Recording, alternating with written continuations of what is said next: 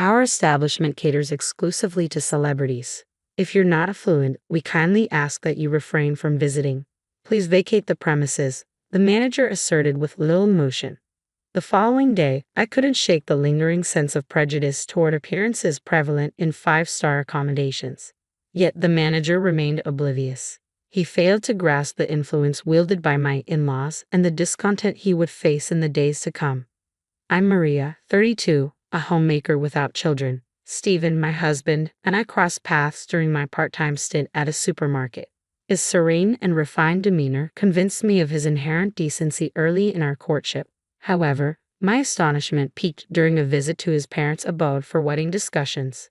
The residence resembled more of a sprawling campus than a home, complete with imposing gates and towering walls that concealed its entirety from view.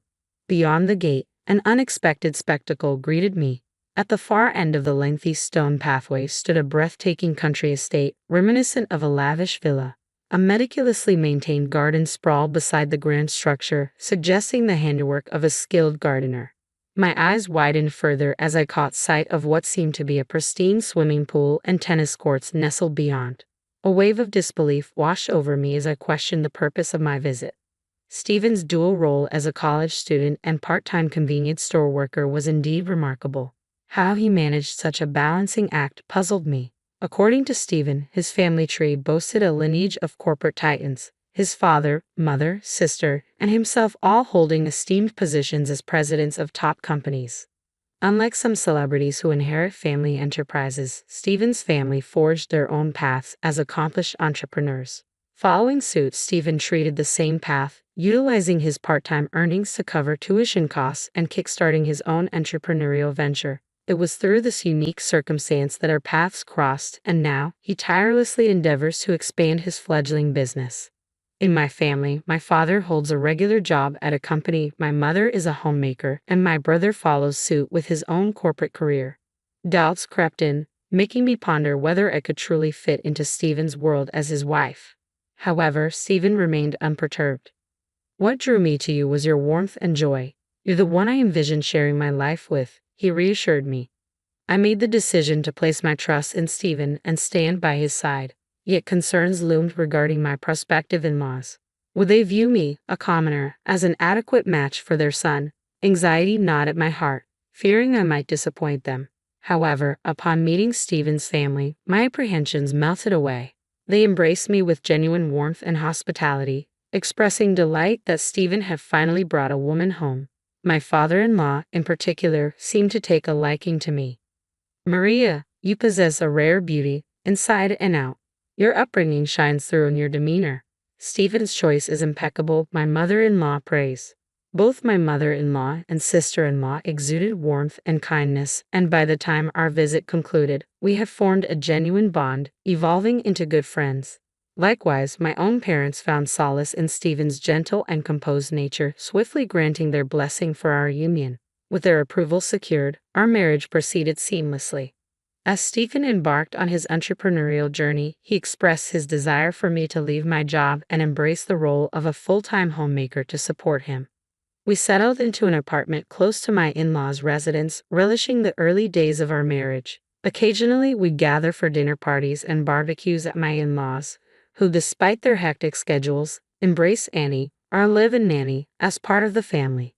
Witnessing their genuine kindness left a lasting impression on me, reassuring me that I could be myself without feeling intimidated by their celebrity status. As 3 months elapsed since our nuptials, we decided to host a grand celebration for my father-in-law's 60th birthday. Wanting to reciprocate the care and hospitality shown to us during our wedding, Stephen and I took charge of arranging the festivities. With Stephen preoccupied with work, the responsibility fell on my shoulders, a decision we reached after discussing it together. Your father adores you, Maria, so you have the freedom to choose. I believe he'll be happy anywhere and with anything, Stephen assured me. Accepting that I had the liberty to make my own decisions proved to be the most challenging aspect. Seeking guidance, I confided in a friend who suggested opting for a top-tier hotel, especially since my father held such esteemed status. Following her advice, I discovered a luxurious 5-star hotel conveniently located near my parents' residence. Despite my lack of experience with upscale accommodations, I assumed it would meet the standards. Nevertheless, I resolved to visit and judge for myself. I opted to visit the hotel first, feeling a bit apprehensive about going alone. To ease my nerves, I invited my best friend from high school to join me. Upon making a reservation for lunch, I was immediately struck by the restaurant's impeccable and gracious service. Clear signs of a five-star establishment, I thought. Dressed in a smart and elegant ensemble, a white blouse paired with a sleek black skirt and pumps, I felt ready to step into the realm of luxury. My friend, too, looked lovely in her floral dress and stylish heeled boots. As we made our way to the hotel, excitement bubbled within me, akin to the anticipation of embarking on a thrilling journey. Little did I know, the experience awaiting us would exceed all expectations. I drove to the hotel in my trusty car, a faithful companion since my single days, and followed the directions to the parking lot situated at the roundabout near the entrance. The attendant who guided me was exceptionally courteous and helpful. However, as I stepped into the lobby, I couldn't shake the feeling of being watched. A sharply dressed man caught my attention. His stern gaze seemed to pierce through me. Though he bore the demeanor of a hotel staff member, neither my friend nor I recognized him. His impeccable suit and poised posture exuded an air of authority.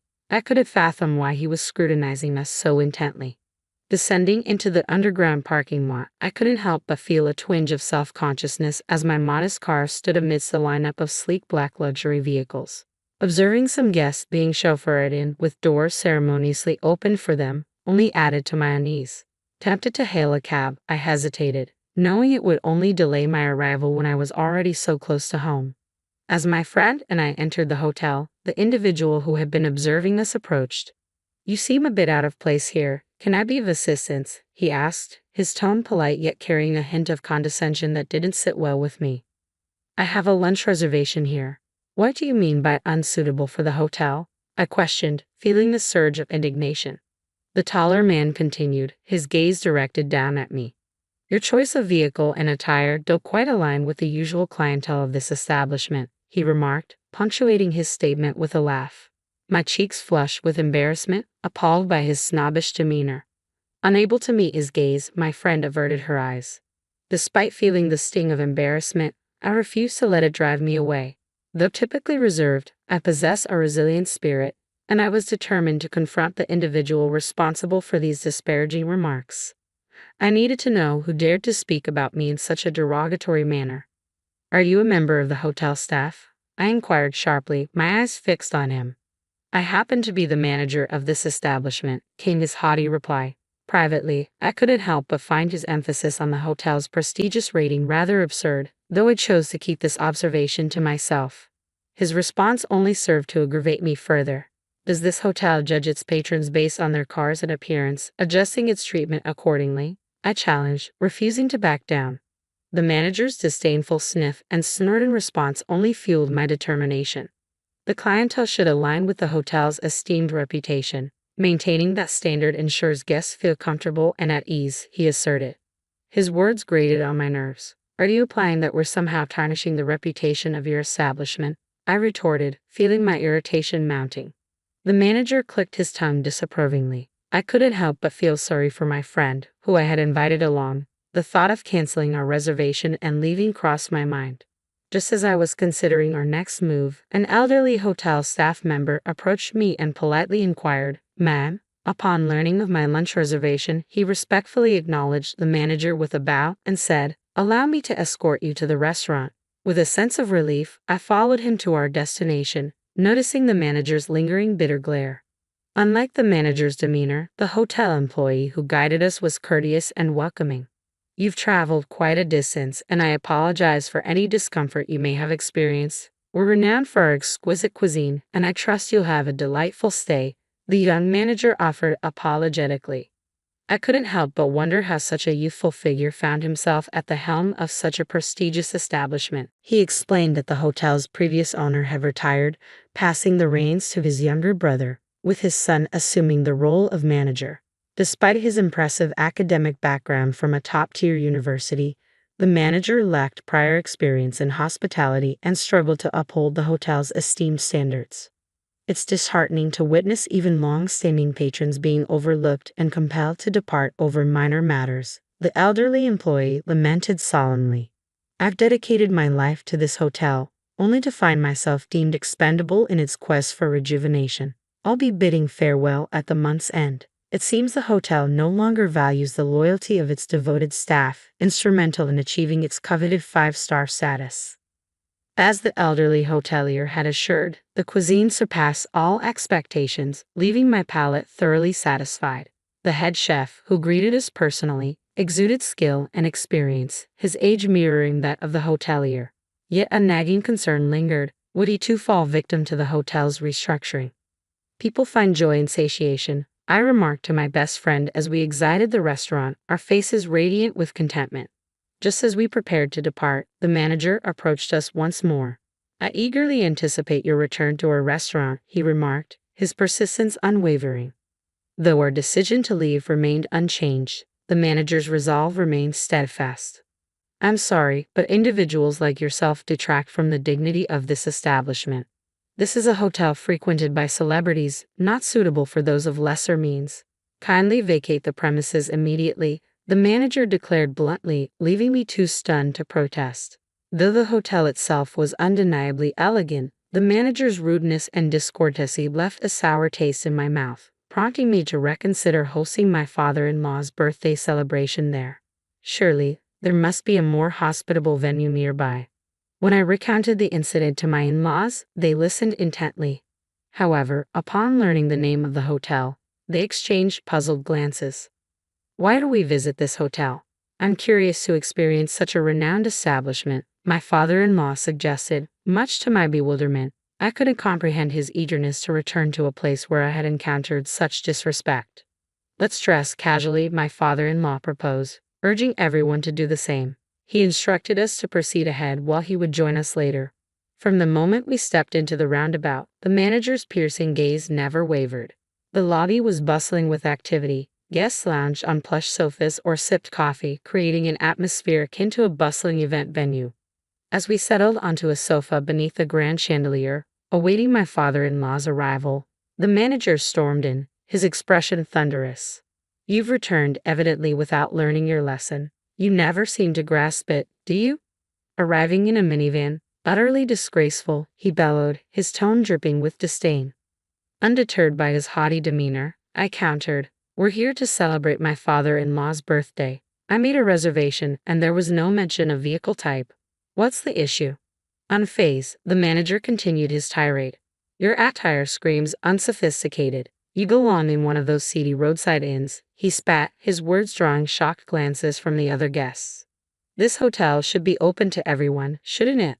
We're prepared to pay. It's absurd to judge guests based on arbitrary criteria. Treating guests this way is utterly appalling, I declared, garnering nods of agreement from those nearby. The customer should always come first, shouldn't they? Selecting guests based on appearance is simply unacceptable. The manager, visibly flustered, flushed red, and retorted, we are a luxury establishment. We cater to celebrities. If you're not affluent, kindly depart. In that case, let's all head home, my father-in-law suggested. His words prompted many in the lobby to rise and depart, murmuring their discontent. I won't be returning, and I certainly won't recommend this place to anyone, they vowed as they attempted to leave, prompting a heated exchange with the rushing employees. In reality, the individuals in the lobby were all acquaintances of my father-in-law who had gathered at his behest. His slight delay was due to his efforts in rallying them together. My father-in-law had been a familiar face at the hotel since the days of its previous management. In the early years, he often dropped by in his work attire, yet he was captivated by the hotel's consistent dedication to treating every guest with the utmost respect. His company had a tradition of hosting extravagant parties at the venue annually, becoming deeply intertwined with its history. He introduced the hotel to his family, who also frequented its halls. Given their collective stature as company presidents, the frequency of these gatherings was notable. My mother-in-law utilized the hotel for client entertaining, while my sister-in-law conducted executive training sessions within its walls. Even my husband's company held celebratory events there, underscoring the significance of each family member's company to the hotel's success. Then, a voice broke the tension, begging for forgiveness. To our astonishment, it was none other than the hotel president, the manager's father, kneeling before us. The elderly hotelier, recognizing my father-in-law, had urgently contacted the president. With a profound apology, he chastised his son for his egregious behavior, compelling the manager to kneel alongside him in remorse. "I deeply regret the misunderstanding, sir.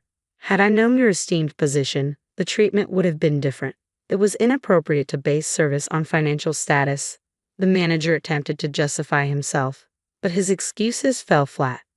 "There's no need for apologies to me. It was my daughter-in-law who was mistreated by your manager, a woman as dear to me as my own daughter. Remember who the hotel truly serves. I have fond memories of your predecessor, but it's time to part ways," my father-in-law asserted firmly, signaling our departure from the five-star establishment. Leaving behind the pretentious atmosphere, we relocated to a beloved diner frequented by my family. With its cozy private rooms and welcoming ambience, the diner was the perfect setting to celebrate my father-in-law's milestone birthday. The delightful food and warm atmosphere brought joy to my in-laws, marking a memorable conclusion to the day. At my father-in-law's suggestion, we extended the celebration to include my parents, transforming the occasion into a lively and joyous affair. My husband and I gladly footed the bill for the party at the familiar diner. It was a modest expense for us, given the casual nature of the establishment. Once again, I reflected on our commitment to remain grounded, refusing to let wealth cloud our values or lead to misconceptions. As time passed, rumors circulated that the manager had been dismissed and demoted to the role of a cleaner. Although the specifics remained uncertain, it was clear that the hotel's reputation had suffered irreparable damage. 2 years later, the once illustrious establishment shuttered its doors for good, a cautionary tale of the consequences of arrogance and elitism. The next time I drove past the hotel, the sight was dismal. The glass windows shattered, furniture stacked haphazardly in front of the entrance, turning it into a desolate wasteland. The legacy of the hotel, once steeped in tradition, lay in ruins, all due to the actions of one misguided individual. Despite my father-in-law's humble upbringing, we share a strong bond, and I cherish the time spent with him, my husband, and the rest of my in-laws. As news of my pregnancy spreads, anticipation fills the air, with everyone eagerly awaiting the arrival of the newest addition to the family.